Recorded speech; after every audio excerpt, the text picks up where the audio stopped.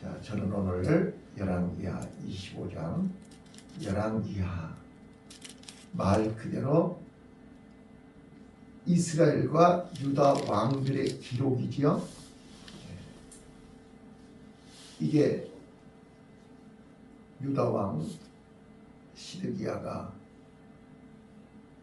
바벨론에 포로로 끌려가고 예루살렘과 하나님의 성전이 불타고 성벽이 무너지고 이제 에레미야, 이사야 선지자 그토록 경고하고 얘기했지만 그들이 하나님의 말씀을 거부하고 기회를 주었지만 그 기회를 거부함으로 놓침으로 결국은 멸망하고 말았습니다.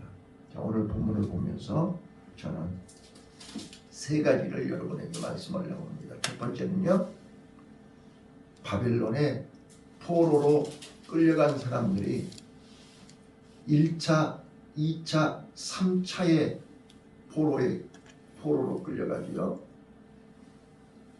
바벨론이 1차, 2차, 3차 공격을 했거든요. 그래서 1차 공격은 주전 605년 여호야김 때 1차 공격을 했고, 이때 끌려간 사람들이 다니엘과 사드락과 메삭과 아벳느고 왕족과 귀족들이 붙잡혀갔습니다. 그리고 2차 포로 때는 여호야김 때 주전 597년 24장 8절로 16절에서 왕과 왕의 모친 아내들 넷이 권세 있는 자들 용사 7천 백성 1만 명 공장 대장장이 1000명 그들이 싸움에 능한 자였는데 그들이 다 2차 포로로 끌려갔습니다.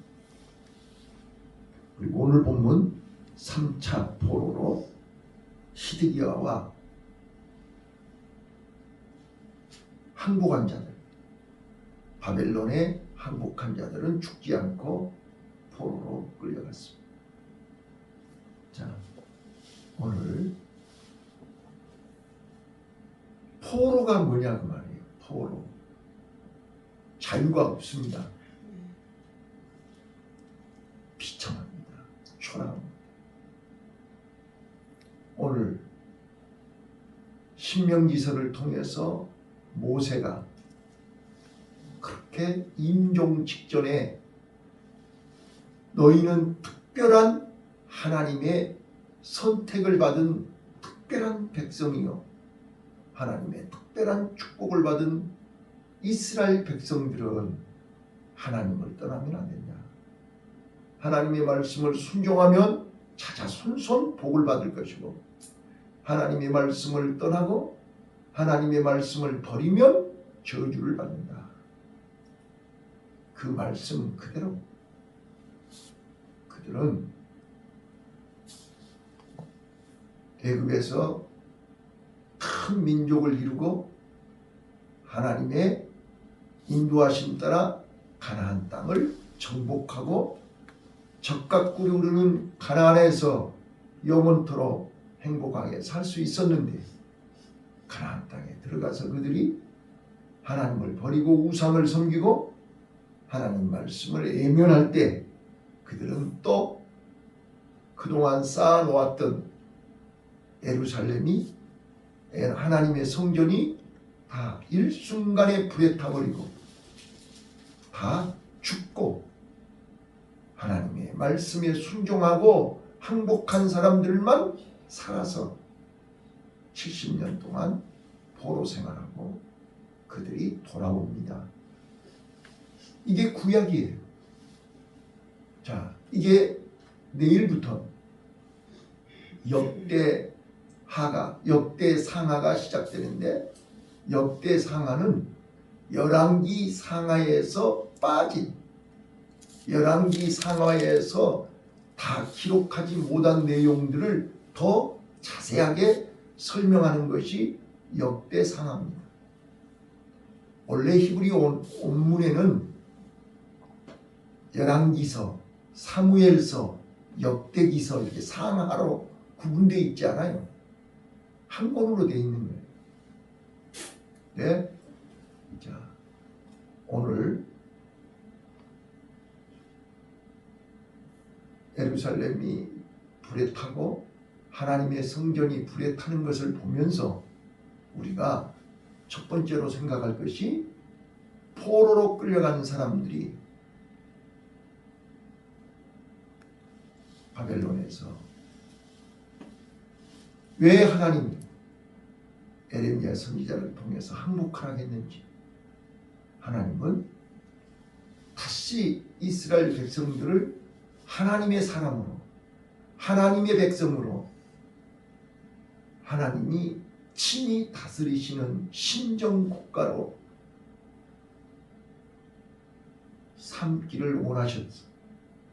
그들에게 하나님이 살아계심을, 하나님의 산당 신앙을 버리고 온전한 성전 신앙으로 그들을 인도하기를 원하셨는데 그들은 끝까지 거부함으로 다 죽고 결국은 불에 타버렸다 하는 것을 말씀을 드립니다. 자, 그 다음에 두 번째로 놓치지 마셔야 될 것이 유다 나라가 멸망하게 된 원인을 알아야 됩니다. 바로 솔로몬이 첫 번째로 원인 제공자입니다. 이방 여자들을 1000명이나 끌어다가, 물론 평화주의자로 전쟁하지 않고 태평성대를 누리기 위해서 그랬다고 하지만 그 1000명의 이방 여자들에게 우상을 섬길 수 있는 산당을 지어줬고 그 산당에서 우상 숭배를 하게 한 것이 첫 번째 원인이에요. 두 번째, 히스기야입니다. 히스기야가 아람 군대로부터 하나님의 기적을 체험하고 죽을 병으로부터 15년 생명을 연장을 받아놓고도 그는 하나님의 말씀을 떠나서 바벨론 사신들이 왔을 때 성전과 왕궁을 다 보여줬죠. 이사야 선지자가 회개할 기회를 줬습니다. 책망했습니다. 이게 바벨론에 의해서 이 나라는 망합니다 라고 했을 때 지가 병들었을 때처럼 하나님을 향하여 잘못했습니다, 살려주세요, 이 백성 살려주세요 기도해야 되는 거 아니에요? 그런데 뭐라 그랬어요? 내 평생에는 이런 일이 안 일어나니까 괜찮아. 기도해야 할 자리에 기도하고 회개해야 할 자리에 회개해야 할 사람이 회개하지 않으면 그 자손들이 바로 그 아들 므낫세가 가장 유다 나라 전국을 우상으로, 우상의 천국으로 만들었고 그 죄로 유다 나라는 멸망하고 말입니다. 그리고 이제 므낫세와 시드기야입니다. 므낫세는 가장 악한 왕이 됐고 시드기야는 마지막 가장 비참한 왕이 됩니다. 그때라도 항복했으면 예루살렘이 불 안 타지요? 하나님의 성전이 불 안 타지요? 그런데 에레미야의 말을 거부하고, 그러니까 므낫세의 아들이니까 그 아버지의 그 아들이죠. 끝까지 거부합니다. 결국은 자식들이 목전에서 다 죽고 두 눈은 빠지고 소경으로 바벨론에 끌려갔다가 37년 동안이나 감옥살이를 하는, 오늘 우리는 이거를 보라고 말해요. 하나님의 말씀을 거부하고 회개할 기회를 줘도 회개하지 않으면 이렇게 망한다. 마지막 세 번째, 우리는 생명의 길을 열어놓으시고 우리에게 지금도 나를 부르고 계시고 나를 찾고 있고 나에게 하나님은 소돔과 고모라 성을 심판할 때 하나님은 천사를 보내서 롯의 가족을 구원하셨습니다. 홍수 심판을 앞두고 노아의 가정에게 방주를 짓게 했습니다. 하나님의 말씀을 듣는 자는 삽니다. 저는 다음에 기회 있으면 철로역정에 대해서 요약해서 말씀을 드리겠지만, 여러분들이 존 번연의 철로역정 얘기를 많이 들으셨겠지만 성경 다음으로 구원의 길을, 구원받는 길을 자세하게 정확하게 설명한 책이 존 번연, 이 철로역정입니다. 철로역정은 한마디로 멸망의 도시에서 무거운 짐을 지고 죽어가는 사람이 어느 날 전도자를 만나서 성경을 읽게 됩니다. 성경을 읽고서 발견한 게 뭐냐면 이 무거운 짐을, 죄의 짐을 내 자력으로 이 멸망의 도시에서는 해결할 길이 없다는 것을 알게 됩니다. 그래서 이 무거운 짐을 벗기 위해서 어떻게 해야 되지? 멸망의 도시를 떠나서 좁은 길로 가야 되는구나를 알게 되는 것입니다. 그래서 그날부터 이 사람은 멸망의 도시에서 나오려고 발버둥을 칩니다. 그랬더니 주위 사람들이, 가족부터 시작해서 모든 주변 사람들이 미친놈이라고 손가락질합니다. 그러면서 그들이 지어준 이름이 크리스찬입니다. 그래서 이제 주인공 이름이 크리스찬이 되는 것입니다. 자기가 크리스찬이 된 게 아니고 주위 사람들이 크리스찬이라고 불렀습니다. 미친놈이라고.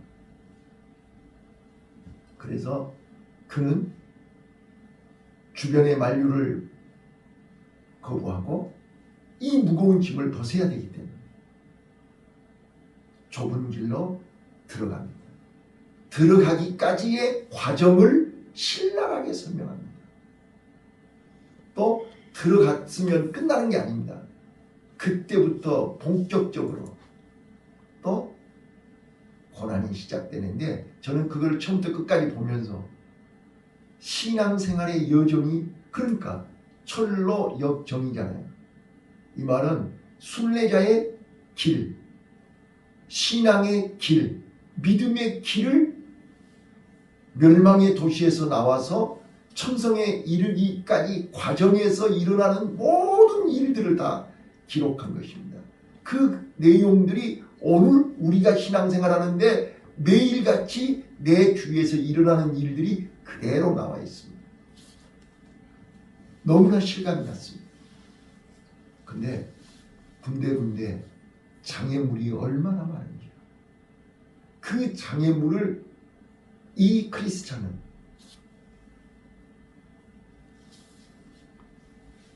극복하기 위해서 몸부림을 치는데 혼자 힘으로 안 되는 것입니다. 그래서 두 가지를 발견했습니다. 첫 번째, 그 무거웠던 짐을 낑낑거리고 좁은 문으로 들어갔는데 십자가 앞에 선 것입니다. 좁은 문으로 들어가자마자 십자가가 있습니다. 근데 그 십자가 앞에 서자마자 나도 모르게 그 무거웠던 짐이 사라진 것입니다. 오늘 우리는 왜 수고하고 무거운 짐진 자들아 다 내게로 오라간지를 알게 됐습니다. 그리고 그때부터 그 천성을 향해 가는 그 순례의 길에 혼자가 아니고 소망이라고 하는 친구가 동행하게 됐습니다. 그래서 믿음, 소망, 사랑 이 세 가지는 항상 있어야 된다고 했잖아요. 천성을 향해 가는 여정 속에 순례자의 길에 소망이 천성까지 같이 갑니다. 자, 그 소망이와 함께 크리스찬이 이제 천성을 향해 가는 여정 속에 절망의 골짜기에도 빠지고요. 절망의 골짜기에서 여러 번 죽을 고비를 당합니다. 근데 그때마다 기도해야 삽니다. 그거를 경험해요. 그러면서 이제 아름다운 집에 도착합니다. 중간중간 쉼터가 있어요. 일부가 아름다운 집에 도착하면서 일부가 끝나요. 자, 그리고 2부는 이제 절망의 골짜기와 사망의 음침한 골짜기를 통과하는 것이 2부예요. 그 사망의 음침한 골짜기를 통과하고 이제 요단강 앞에 섭니다. 그 요단강 앞에서 천성이 희미하게 보입니다. 요단강을 건너야만 천성에 들어가는데 그 요단강 깊이가 다르더라는 거예요. 어떤 사람은 쉽게 건너가는데 어떤 사람은 거기에 빠져 죽어요. 그래서 어째 당신은 그렇게 쉽게 걸어가냐? 그 요단강 깊이는 사람마다 다릅니다 라고 알려주더라고요. 요단강을 건너서 천성문이 왔어요. 근데 천성문에 다 들어가는 것이 아니더라고요. 이제 그 과정이 쭉 나와요. 그 다음에 천성문 앞에서요 개 짖는 소리가 들리는 거예요. 그래서 무슨 천성애가 개가 있냐. 근데 천성문 앞에서도 사단의 소리가 계속 들리는 거예요. 그 이야기하는 거예요. 자, 그리고 이제 2부에 이제 천성에 도착한 크리스찬이 아내와 자녀들이 그 멸망의 도시에서 나와야 되잖아요. 그래서 가족을 위해서 가족들이 어떻게 멸망의 도시를 빠져나와서 천성까지 오는가에 또 여정, 그 신앙의 길이 이제 2부에 나와요. 그런데 저는 그거를 보면서 우리가 지금까지 여기까지 오는 신앙생활의 모든 경험했던 것들이 거가 다 들어있더라고 말이에요. 아, 이래서 우리가 이제 제가 거기 보다가요 사망의 음침한 골짜기에서요 여러 친구들이 와요. 근데 이제 그 친구들 이름이 다 다른데 이 샛길이라는 친구가 와요. 우리를 샛길로 끌고 가는 거예요. 근데 소망이하고 크리스찬이 따라가요. 왜? 거기 가면 천성의 기름길이라고 따라간다니까요. 갔는데 잘못 온 거예요. 돌아가야 되는 거예요. 자, 오늘 우리가요 잘 간다고 정신 바짝 차리고 간다고 왔는데 엉뚱한 길 갈 때 있었죠. 이제 그런 것들이 군데군데 다 나와요. 그러니까 저는 단테의 신곡을 읽어봤기 때문에 단테의 신곡에는 그리스 신화에 나오는 모든 그 우상들이 거기 다 나오잖아요. 근데 존 번연은 자기가 천성에 가는 여정을 성경에 나와 있는 모든 말씀들을 그대로 경험하면서 그 내용이 나와서 너무 실감이 나는 거예요. 오늘 우리는 천성을 향해 가는 신앙의 순례자의 길 속에 많은 장애물들이 있어요. 그 장애물들이 성경 여기 66권에 기록되어 있다. 그런데 우리는 이미 다 경험을 했고 경험하지 못한 앞으로의 기다리는 일들이 있다 그 말이에요. 우리는 요단강을 건너가야 되잖아요. 이 사망의 음침한 절망의 늪에서 빠져나와야 되는 거잖아요. 근데 이 크리스찬과 소망이가 그 사망의 음침한 골짜기에서 허부적거리면서 자력으로는 나올 수가 없음을 알게 돼요. 그때 기도를 해요. 근데 또 재밌는 거 하나 발견했는데요. 천국 문 앞에 왔잖아요. 아무리 소망이는 들어가 버렸는데 문이 안 열리는 거예요. 그래서 자세히 어떻게 들어가야 되지? 개 짖는 소리는 들리고 들어갈 수가 없는 거예요. 그래서 이게 뭐지? 여기까지 왔는데 왜 문이 안 열리는 거지? 하고 자세히 봤더니 두들기라, 두드리라 이렇게 써졌던 거예요. 그래서 두들겨야만 열리는 거예요. 그래서 성경에 마태복음 7장 7절에 두들기라, 찾으라, 구하라 이렇게 써졌지 않았어요. 두들길 때 열린다. 오늘 우리는 천성을 향해서 우리는 오늘 또 믿음의 길을 가고 있는 거지요. 나그네잖아요.